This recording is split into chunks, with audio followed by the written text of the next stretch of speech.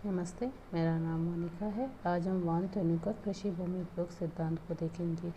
वान थ्योनी Germany में एक नगर है रोस्टेव, उसके निकट टोलेवो में कृषि फर्म में मैनेजर थे। इन्होंने ये सिद्धांत अपने कई वर्षों के कार्य के अनुभव के आधार पर दिया था और इन्होंने अपनी बुक दी थी द आइसोलेटेड स्टेट, जिसे एकांकी प्रदेश कहते हैं, जो 1826 में दी थी। इस सिद्धांत का मुख्य उद्देश्य था बाजार केंद्र से दूरी बढ़ने के साथ साथ क्यों व कैसे भूमि उपयोग में परिवर्तन होता है कि जैसे जैसे बाजार से दूरी बढ़ेगी वैसे वैसे भूमि का उपयोग में परिवर्तन क्यों और कैसे होता है। इनकी धारणाएं थी बाजार केंद्र से दूरी बढ़ने पर किसी विशेष फसल के उत्पादन में की गहनता में कमजोरी वह घटती जाती है, क्या तो कमजोरी आएगी वो घटती जाएगी। और दूसरा था बाजार से दूरी बढ़ने के साथ साथ कृषि भूमि उपयोग का प्रकार भी बढ़ता जाता है। जैसे कि इस सिद्धांत की इन्होंने कुछ मान्यताएं दी थी। उसमें पहला है एकांकी प्रदेश हो, मतलब एक अलग थलग पड़ा एक प्रदेश हो जिसका किसी से भी कोई संपर्क न हो, अलग हो केवल, और एकांकी हो। दूसरी थी इस प्रदेश में एक ही बाजार केंद्र हो, एक ही बाजार होना चाहिए जहाँ पर सभी सामान लेकर आते बेचते हों, कोई दूसरा बाजार नहीं हो। दूसरा समस्थैतिक धरातल हो, मतलब समान जलवायु धरातल आदि सब समान हो। चौथा है विशेष फसल के लिए निश्चित फसल मूल्य प्राप्त होता हो, जैसे कोई अन्न उत्पादन कर रहा है तो उसके एक निश्चित फसल मूल्य दिया जाएगा। कोई दूसरी फल उत्पादन कर रहा है तो उसके लिए अलग मूल्य निर्धारित होगा, वो निश्चित होगा। पांचवा है परिवहन का साधन घोड़ा गाड़ी या बैलगाड़ी हो। और छठा है परिवहन व दूरी व्यवहार के अनुपात में बढ़ता जाता है, जैसे जैसे दूरी बढ़ेगी वैसे वैसे परिवहन बढ़ेगा, जैसे भार बढ़ेगा वैसे परिवहन व्यय बढ़ जाएगा। उपयुक्त मान्यताओं के आधार पर वान थ्योनी महोदय का मानना था कि इस क्षेत्र में कृषकों द्वारा अधिकतम लाभ प्राप्त करने का प्रयास होता है, कि मतलब जो कृषक है वो अधिक से अधिक लाभ प्राप्त करना चाहता है, जिसके आधार पर नगर के चारों ओर कुछ वलय पेटियां का निर्माण हो जाता है।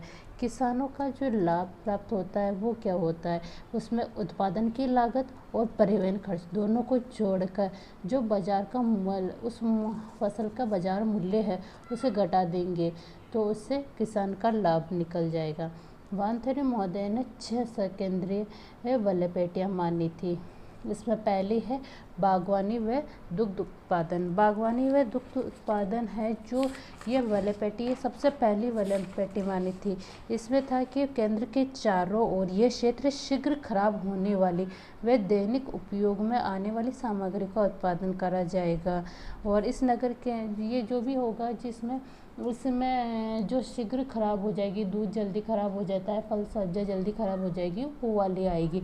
दूसरी पेटी है जलाऊ लकड़ी व इमारती लकड़ी।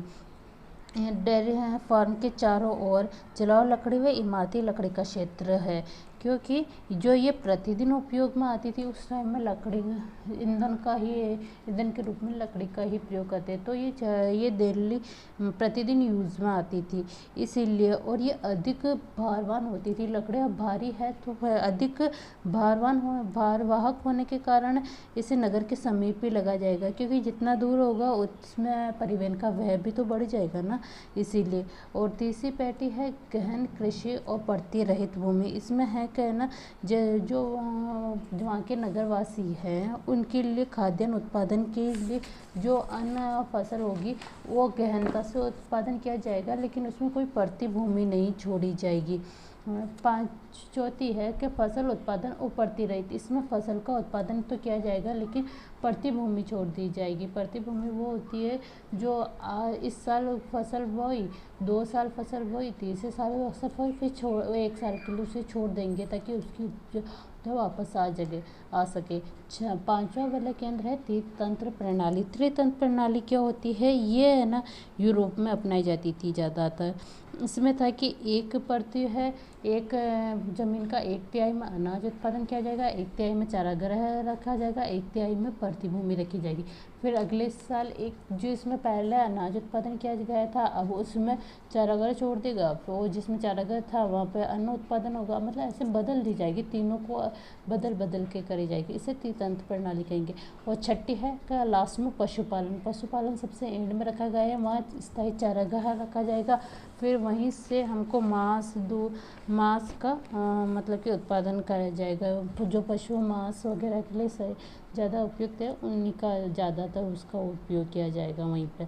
वानथेन्यू ने कुछ अपने इसमें जो सिद्धांत दिया था, बाद में उस सिद्धांत में कुछ परिवर्तन किया था। जैसे यातायात के साधन में परिवर्तन। पहले वानथेन्यू ने माना था कि सिर्फ खेत से बाजार तक में सिर्फ घोड़ा गाड़ी या बैलगाड़ी ही यूज़ होगी, लेकिन फिर बाद में उन्होंने माना कि यातायात के साधन में परिवर्तन हो सकता है। उसमें नदी, कोई नहर है, उसके साथ में उसमें नौकायान भी कर सकते हैं। ऐसे वानथेन्यू ने इस बात को स्वीकार किया कि अगर यातायात के साथ बदलकर जल यातायात हो जाए तो सकेंद्र वृत्त नदी या नहर के समांतर पेटियां बन जाएगी। तो नदी या नहर है तो उसके आसपास भी है ना कोई है ना पेटियों का निर्माण हो जाएगा।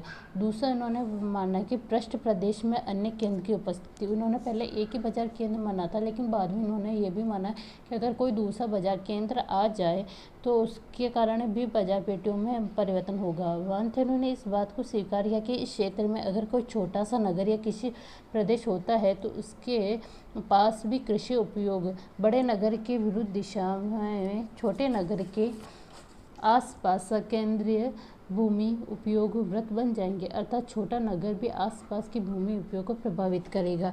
ये देख लो, पहले इस तरह का वर्ल्ड केंद्र बना था जिसमें बाजार था, उसके चारों ओर ये 6 पेटियों का निर्माण हो गया था।